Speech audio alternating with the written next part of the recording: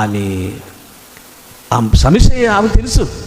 అయ్యా నేను పిల్లలు లేరని గుడ్డలు అన్నారయ్యా, నా భర్త కూడా చిన్న చూపు చూస్తున్నాడు అయ్యా, ఇంటి పక్కలు చిన్న చూపు చూస్తున్నారయ్యా, పొరుగువారు చిన్న చూపు చూస్తున్నారు, ఇక్కడ ఫంక్షన్లోని గుడ్రాలు ఎవరు కేకెత్తలేదయ్యా, ఈ పెళ్ళి దగ్గర ఎవరు కేకలేదు గుడ్రాలని, నలుగురిలో ఏదైనా ఫంక్షన్ చెప్తే నన్ను ఎక్కడ పిలుస్తలేదు, నేను మునిగి పెట్టుకుని ఒంటరిగానో గుడ్డిదానిలాగానే కూర్చున్నాను అయ్యా, ఈ గుడ్డమద్రాలకి న్యాయం తీర్చగల దేవుడు అయ్యా అన్నట్టుగా ప్రభుత్వ సంభాషణ చేసుకుంటుంది.